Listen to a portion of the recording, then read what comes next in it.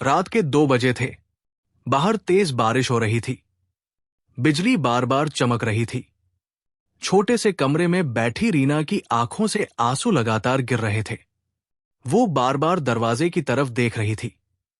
उसके होंठ कांप रहे थे और वो धीमी आवाज में बस इतना कह रही थी, आज अगर तुम उस दरवाजे से बाहर गए ना रवि, तो शायद कभी वापस नहीं आ पाओगे। लेकिन रवि ने उसकी बात नहीं सुनी। उसने बैग उठाया, दरवाजा खोला और चला गया। रीना वही जमीन पर बैठ गई।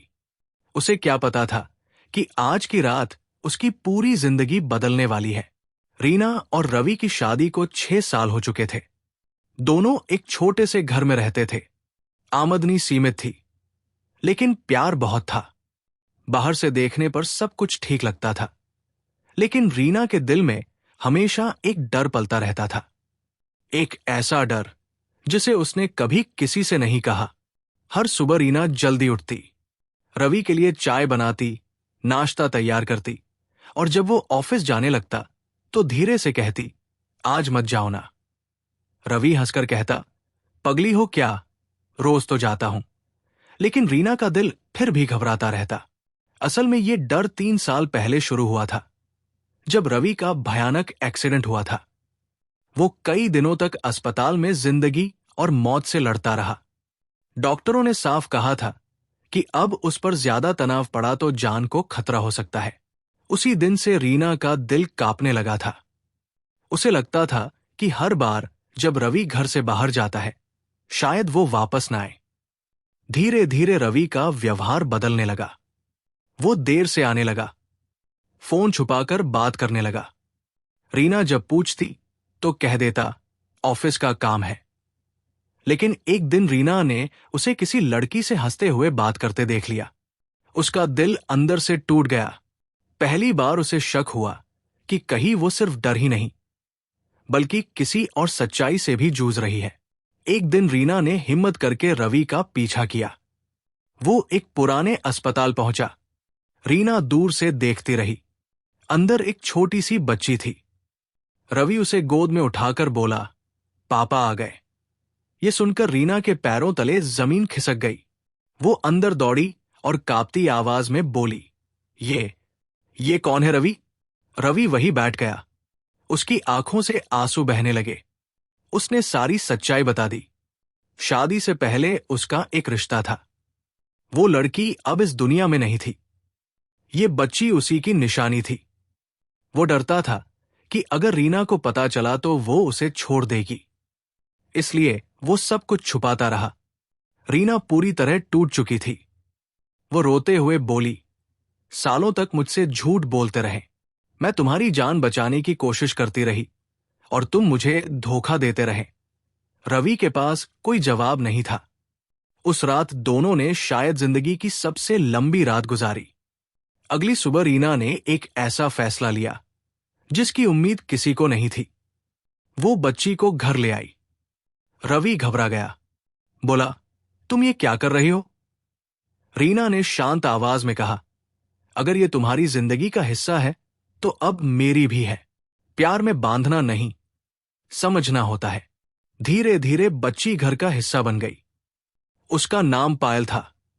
लेकिन समाज को यह सब पसंद नहीं आया।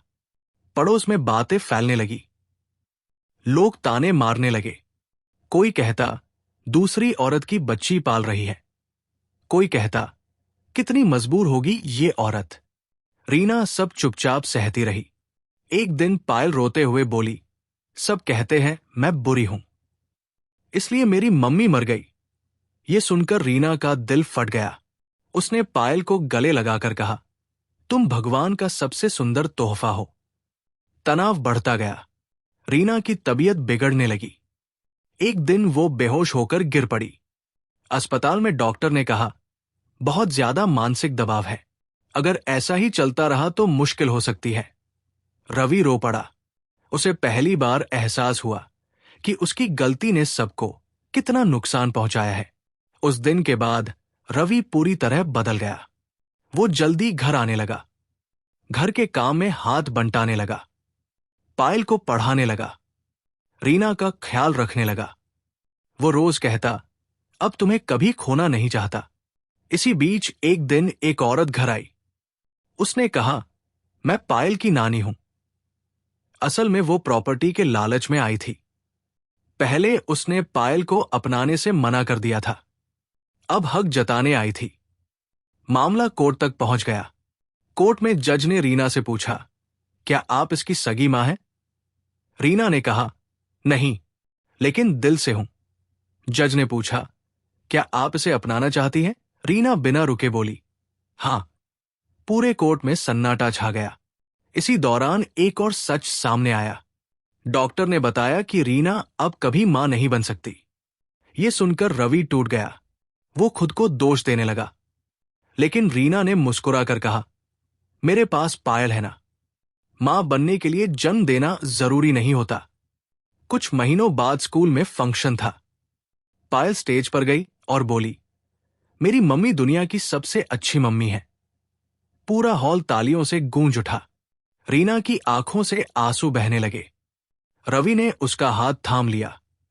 दोस्तों, अगर यह कहानी आपके दिल को छू गई हो तो इसे लाइक करें, शेयर करें और चैनल को सब्सक्राइब जरूर करें, ताकि ऐसी और कहानियां आप तक पहुंचती रहें।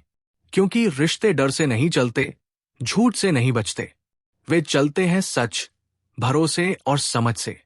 रीना ने सिखाया कि प्यार त्याग होता है। रवि ने सीखा कि ईमानदारी ही सबसे बड़ी ताकत है।